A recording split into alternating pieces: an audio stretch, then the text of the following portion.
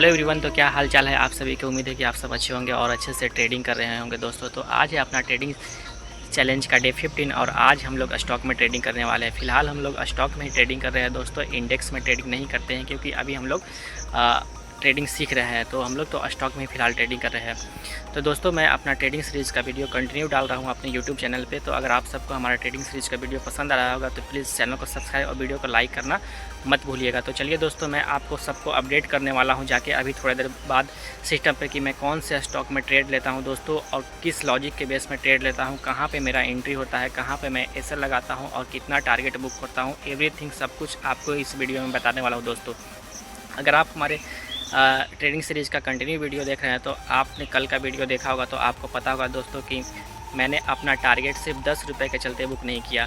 Almost मेरा target लगभग complete होने ही वाला था, लेकिन 10 रुपये नहीं आने की वजह से मैंने अपने टारगेट को बुक नहीं किया और बाद में मेरा जो प्रॉफिट वाला ट्रेड चल रहा था वो एसएल में कन्वर्ट हो गया। मेरे को एसएल देके चली गई क्योंकि अपना इस ट्रेडिंग सीरीज का जो रूल ही ऐसा है दोस्तों कि या तो मेरे को एसएल लेना है या फिर टारगेट लेना है, या तो एसएल लेना है या टारगेट लेना है, दो में से कोई एक ही चीज़ लेना है। अगर मेरा टारगेट नहीं आएगी तो मैं एसएल तक वेट करूंगा, अगर मेरा एसएल आ जाती है तो मैं टारगेट के लिए वेट एकदम नहीं करूंगा क्योंकि पहले ही मार्केट मेरे को निकाल देगा मार्केट से।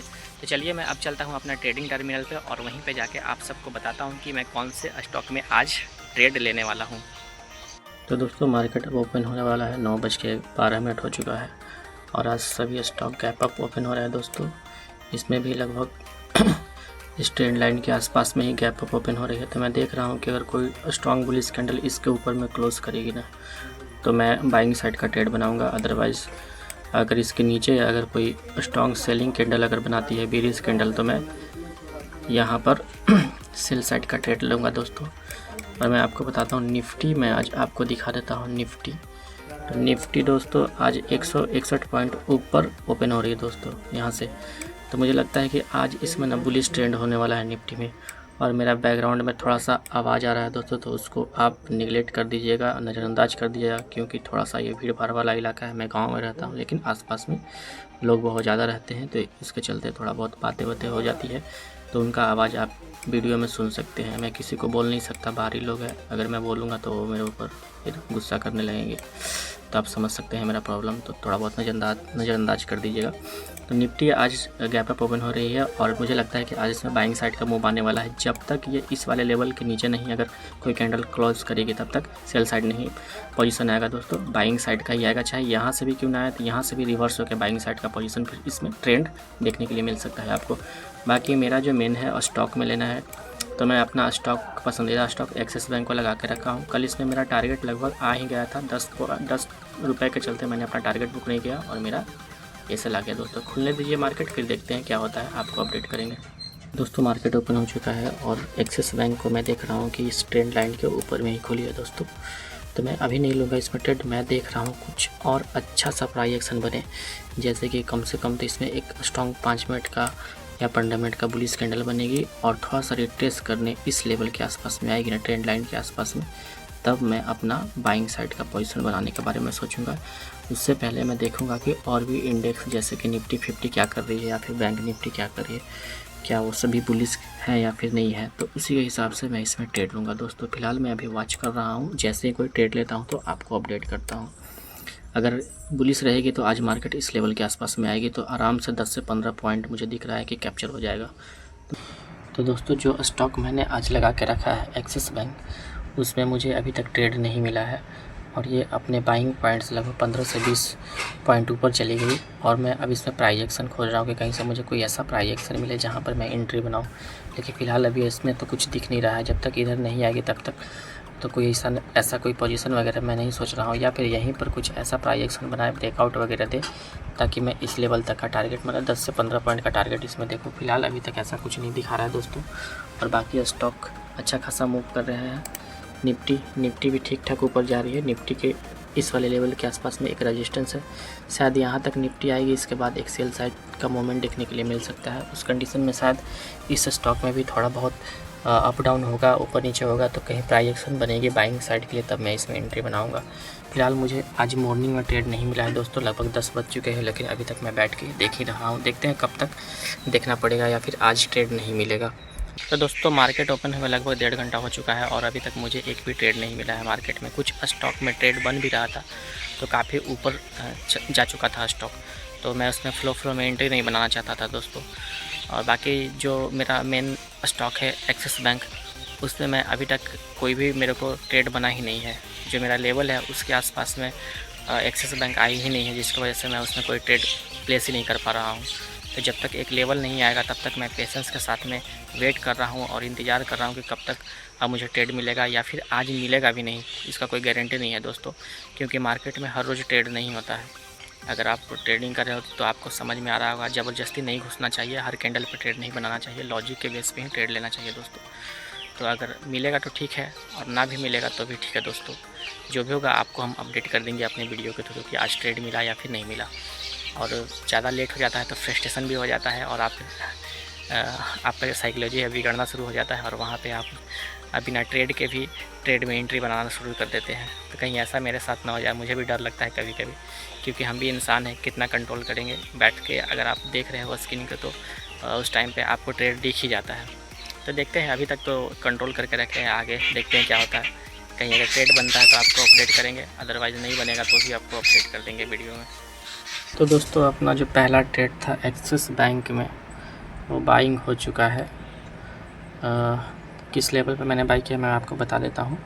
1321 पे मैंने बाई किया है और जो मेरा एसएल है 1315, यानी कि 6 पॉइंट का एसएल मैंने इसमें रखा है दोस्तों। लगभग 90 से 100 पॉइंट का एसएल। और देखिए मैं आपको एक बात बताना चाहता हूँ, मैं काफ़ी देर से बैठा हुआ था तो मैं सोच रहा था कि इस लेवल पे आएगी तो मैं ट्रेड लूँगा, लेकिन इस लेवल पे मार्केट आ ही नहीं रही थी। यहाँ पर थोड़ा बहुत मुझे लग रहा था कि वापस नीचे की तरफ आएगी, लेकिन आ नहीं रही थी। और आप देख सकते हैं कि यहाँ पे हल्का फुल्का एक मूवमेंट दिखा था, तो मुझे लगा कि शायद इसका ब्रेकआउट होगा। तो इस वाले लो के आसपास से जो कैंडल आपको दिखाई दे रहा है, इन्हीं कैंडल के लो के आसपास का मैंने जो ऐसे लगा के रखा है। और मैं सोच रहा हूँ कि अगर थोड़ा बहुत मूव आएगा इसमें तो दोस्तों यहाँ तक का कहीं यहाँ तक का टारगेट मुझे मिल सकता है, यहाँ तक का टारगेट मिल सकता है। इसी को देखते हुए मैंने आज अभी थोड़ा इसमें बाई कर लिया है। फ़िलहाल अपना एसएल जो है से फिक्स रहेगा, इससे नीचे हम लोग नहीं मॉडिफाई करेंगे एसएल को। 6 पॉइंट से बेसी का एसएल नहीं लेंगे दोस्तों। अगर इस ट्रेड में लॉस ही हो जाएगा तो उससे भी कोई मतलब नहीं है हम लोग का। हम लोग जो एसएल है अपना प्रॉपर फिक्स रखेंगे। काफ़ी देर के बाद एंट्री मुझे मिला है, थोड़ा बहुत आप बोल सकते हैं कि फ्रस्ट्रेशन भी हो जाता है इंसान को बैठे बैठे, लेकिन कोई बात नहीं। अपना ये ट्रेड भी लॉजिक के बेस पे लिया हुआ है। काफ़ी देर से यहीं पे रुकी है मार्केट, शायद इसको ब्रेकआउट करके इधर तक आ सकती है, तो देखते हैं क्या होता है। बाकी मैं एक चीज़ आपको दिखाना चाहता हूँ, निफ्टी भी काफ़ी टाइम से एक रेजिस्टेंस ले रही है, इस वाले लाइन के आसपास से एक रेजिस्टेंस ले रही है। अगर इसका ब्रेकआउट देगी तो शायद बाकी स्टॉक में भी मूव देखने के लिए मिलेगा दोस्तों। तो चलिए, अभी तक तो ऐसा कुछ मुझे दिख नहीं रहा था। बाकी कुछ स्टॉक मैंने लगा के रखा था, जैसे कि अडानी एंटरप्राइजेस, तो काफ़ी लंबा मूव दे चुकी थी मॉर्निंग में ही। अडानी पोर्ट का भी वही हाल था, मॉर्निंग में ही दे चुकी थी। और जो मेरा एक्सिस बैंक था ये मेरे लेवल से ऊपर जा चुकी थी बहुत, तो इसमें मैंने एक फ़िक्स एसएल रखा है और उसी को देखते हुए मैंने इसमें एक एंट्री बनाया है। 10-12 पॉइंट का मेरा टारगेट रहेगा, इससे ज़्यादा मैं टारगेट एक्सपेक्ट नहीं कर रहा हूँ, क्योंकि गैप ऊपर में ज़्यादा बचा हुआ नहीं है दोस्तों। तो उसी को देखते हुए मैं ज़्यादा टारगेट के बारे में नहीं सोचूंगा, बस मैं सोच रहा हूँ कि यहाँ पर एंट्री बना के और छोटा सा एक टारगेट मिलेगा तो मैं इसको निकाल भी दूँगा। तो आप देख सकते हैं कि निफ्टी थोड़ा नीचे की तरफ आना शुरू कर चुकी है और रेड कैंडल बनाते हुए धीरे धीरे अपने लो की तरफ आने का कोशिश कर रही है। लेकिन एक्सिस बैंक में जिसमें मैंने ट्रेड लिया है 14 क्वांटिटी से दोस्तों, आप देख सकते हो कि इस वाले लेवल को बहुत ही स्ट्रांगली होल्ड कर रही है। और मुझे ऐसा लग तो नहीं रहा है कि ये नीचे की तरफ आएगी। अगर नीचे की तरफ आके मेरा एसएल हिट करेगी तो यहाँ पर बेरिश ट्रेंड शुरू हो जाएगा दोस्तों। और अगर बेरिश ट्रेंड यहाँ पे शुरू होता है तो ये एक्सिस बैंक भी अपना लो को टेस्ट करने आएगी, तो उस टाइम में मैं यहाँ पर एक सेल साइड का ट्रेड बनाऊँगा। लेकिन उससे पहले जब मेरा एसएल हिट होगा तब। फ़िलहाल अभी मुझे ऐसा नहीं लग रहा है, फिर भी मार्केट है, कुछ कहा नहीं जा सकता है। देखते हैं क्या मेरा एसएल हिट करती है या फिर ऊपर की तरफ जाती है, क्योंकि देखिए ये खींचना शुरू कर चुकी है नीचे की तरफ में, तो बाकी स्टॉक को भी डाइवर्ट करने का कोशिश करेगी, ये जाहिर सा बात है। तो फिलहाल देखना इसमें क्या है, अपना एसएल आता है या फिर टारगेट आएगा। तो देख सकते हैं स्पाइक मार रही है यहाँ पर भी, और एक रेड कैंडल बड़ा सा बनी और अपना जो लॉस है 58 रुपये के आसपास में चल रहा है। अपना जो ट्रेडिंग सीरीज का एक ही रूल है दोस्तों, या तो टारगेट आएगा या तो एसएल आएगा। फिलहाल जो अपना ट्रेड बना था 14 क्वांटिटी से एक्सिस बैंक में, आप देख सकते हो स्टॉप लॉस के आसपास आने का कोशिश कर रही है, लेकिन मैं इसको प्रॉपर होल्ड कर रहा हूँ। मैं अगर मेरा एसएल भी आ जाता है तो मेरा कोई गम नहीं है, क्योंकि लॉजिक के बेस पे ट्रेड लिया हुआ था। ऐसा नहीं है कि रैंडमली मैं यहाँ पे एंट्री बनाया था। यहाँ पे काफ़ी देर से मार्केट इसको होल्ड कर रहा था, नीचे की तरफ नहीं आ रही थी, तो मुझे लगा कि शायद ये ऊपर की तरफ जाएगी और यहाँ पे एक कैंडल स्ट्रॉन्ग बुलिश बनाई, लेके रिजेक्शन लेके फिर वापस इसी रेंज में क्लोज़ कर दी। तो ये एक रेंज बना हुआ है दोस्तों, इतना ईजिली नहीं होता है किसी भी रेंज को ब्रेक करना स्टॉक के लिए।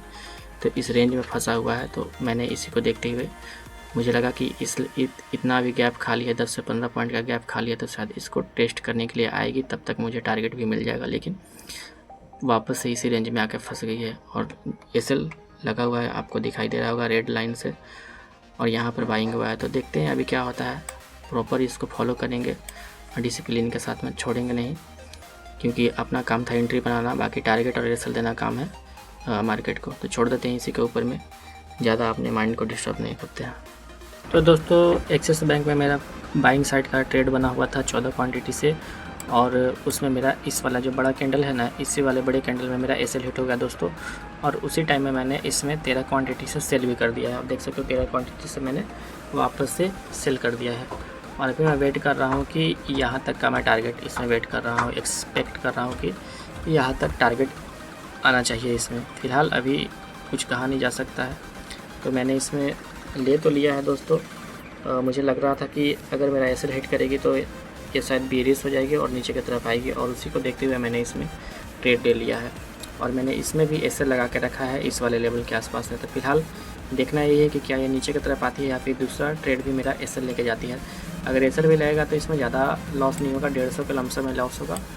और जैसे ही मेरा कुछ भी होता है लॉस या टारगेट, मैं कंप्यूटर अपना बंद करूँगा और दूसरा एक्टिविटी में लग जाऊँगा दोस्तों। मैं ट्रेड फिर नहीं करूँगा, क्योंकि ज़्यादा बड़ा हैवी लॉस मैं नहीं ले सकता हूँ।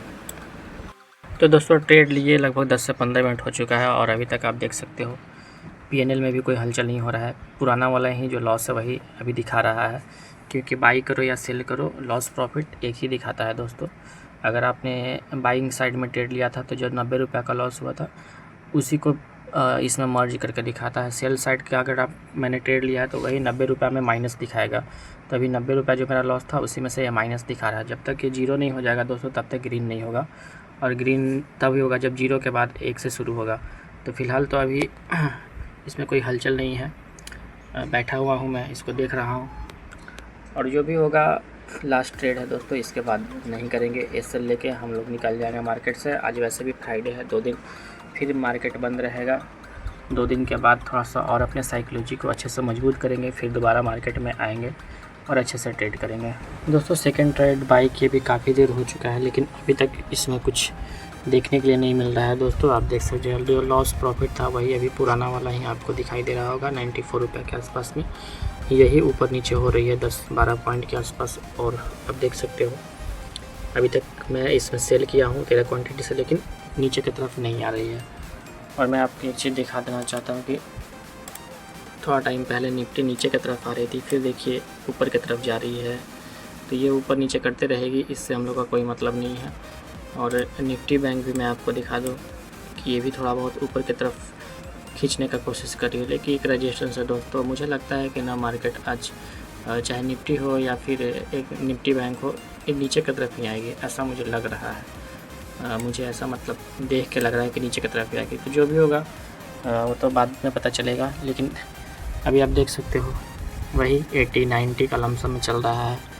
अगर ये गिर जाती है यहाँ से 10-12 पॉइंट, तो जो मेरा लॉस था वो भी रिकवर हो जाता और थोड़ा बहुत ग्रीन हो जाता पीएनएल।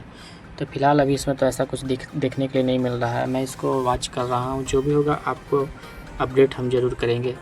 सो फाइनली दोस्तों अपना एसएल दोनों साइड में आ चुका है। पहला जो एसएल आया था बाइंग साइड में, जब मैंने यहीं पे बाई किया था, इसके बाद में मेरे अगेंस्ट ये रेड कैंडल बना के मेरा एसएल खा गई।